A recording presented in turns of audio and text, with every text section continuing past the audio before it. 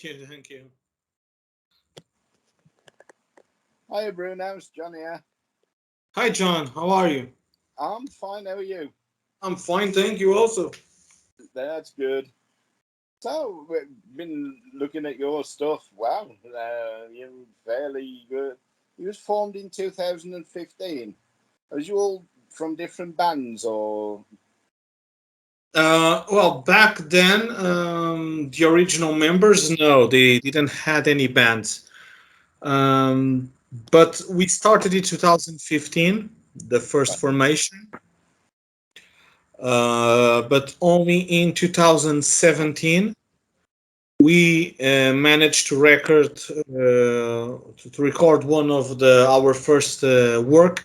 It was like a DIY kind of stuff. We Yeah, recorded the drums in a studio. Then I did the mix, and I'm no mixing producer or anything because we didn't have the budget to start. right. And we recorded the Medusa EP in that way. And on the second word, the feed the machine, I told the guys, no, we need to go to studio and at least record with someone that is knowing what he's doing because I'm no producer and I know a little bit, but I know my skills, and we needed someone that was really important and really doing the job good. That one was mastered by Demigod, wasn't it? Yeah, yeah, Demigod Records. And you found that one a lot better than doing it on your own. Of course, because we were handling with the guy that he knows what he's doing, right? Oh yeah, you've got a live album between them, though, ain't you? How did that yeah, come about? yeah, it was something because usually I don't know if you guys there in UK you're doing this, but usually when bands are playing live, the guys on the mixing table they are not recording the sound, so it's just coming out, going to the speakers, and that's it. Yeah, And that concept was something that we had a chance to record it live, and the quality was quite nice. And I thought, well, what the hell? If we have this recorded live, why not releasing as a live work? why not? At I least, mean, really, really early in your career to release a live album.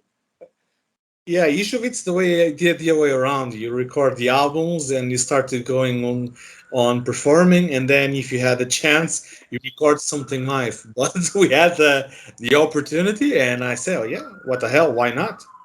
You must have been pretty confident though to go for that, hadn't you? Really, To do what? Sorry. you must have been really confident to go for that.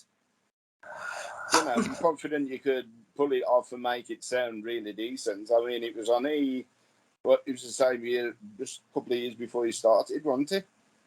Yeah, but well, of course, we'll listen to it first, the mixing, Mm. to make sure that it was decent. Because if it wasn't, we were not going to release it to the audience. But in the end, I was able to listen to the audio, and I thought, yeah, it's pretty decent. It's quite nice. You can listen to anything, to the guitars, the drums, the singing, everything's there, and it's alive. So I That's spoke with good. the You might as guys. well do it, haven't you? When you've got an opportunity like that, you've got to go for it, really, haven't you? I You know. think so because here in Portugal, I don't understand why, but a lot of places that we are going to play, they are not recording. All right. They are Why? not recording. I don't know. Either the mixing table doesn't have the support for a recording, or perhaps they want some extra money to do it. Mm. Uh, Honestly, it's quite strange because I saw a lot of uh, spots, and I know that they have the tools for it. And why not recording stuff live for bands to release? It's a different way of promoting. Well, yeah, it is. I mean, you can. I mean, if it's on just like a small EP, 3 or 4 tracks, at least it shows you live and in the raw. Yeah, Yeah, It's we brilliant.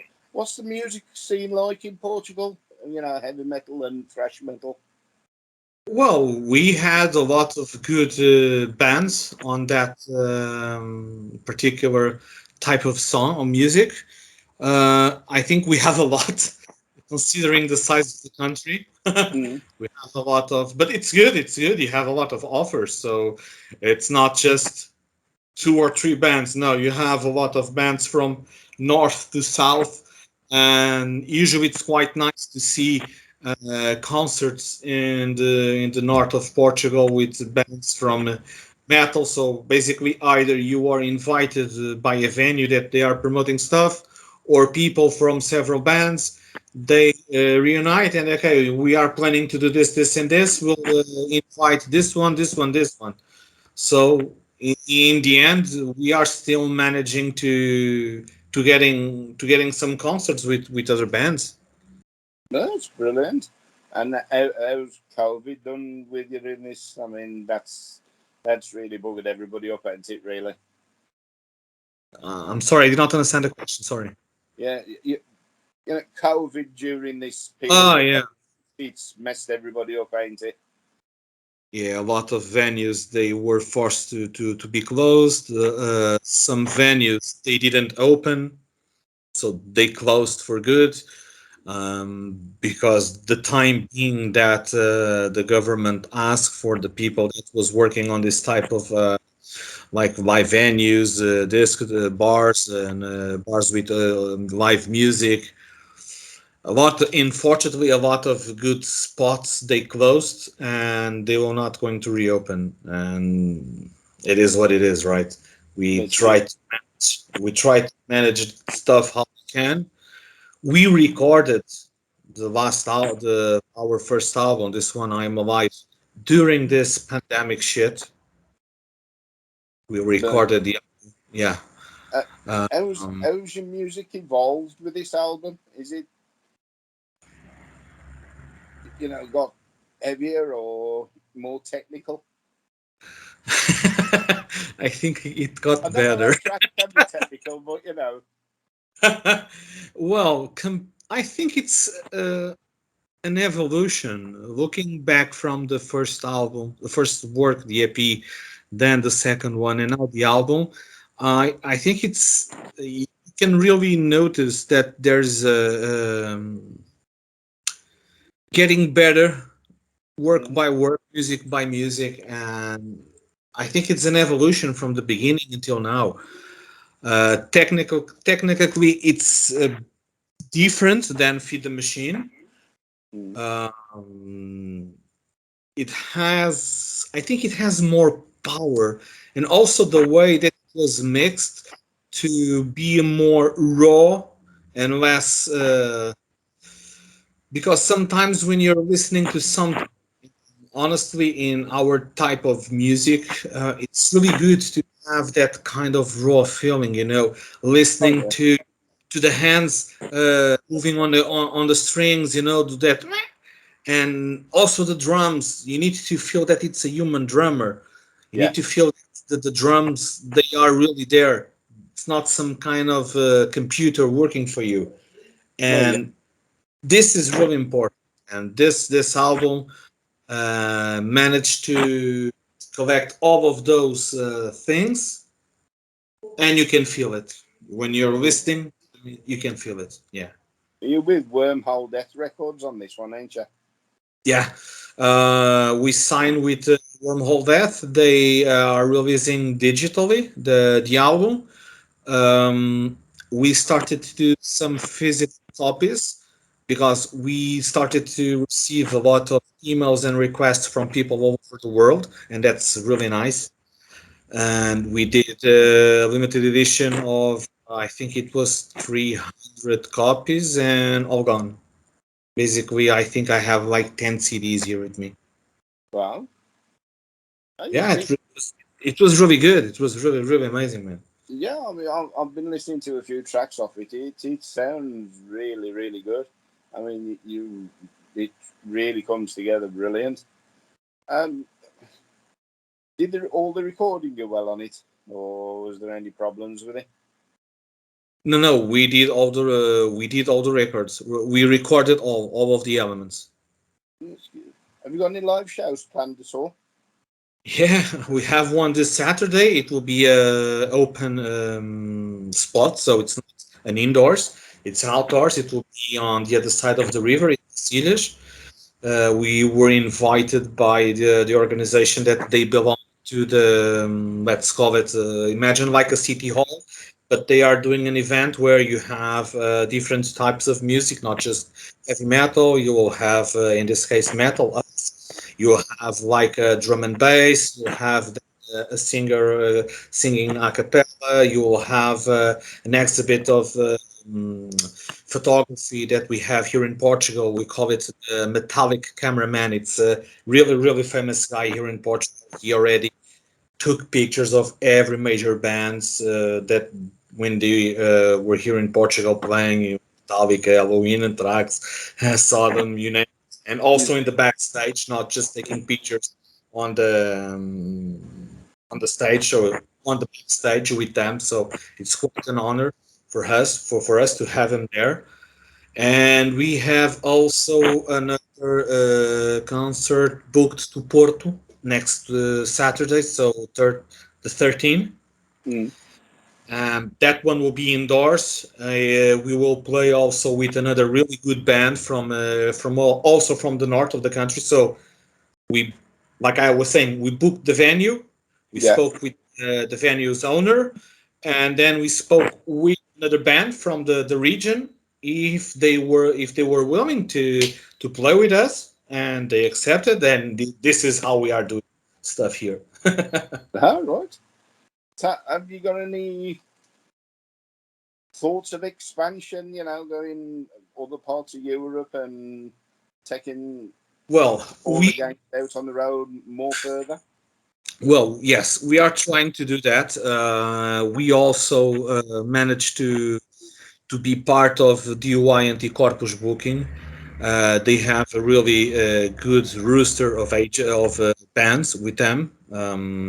Marty Friedman from Megadeth, he's with them also. Wow. So yeah, we and also another good bands. If you Google for DUI Anti-Corpus Yeah. booking, you will find it, and you will see that we are there in the rooster inside the metal type.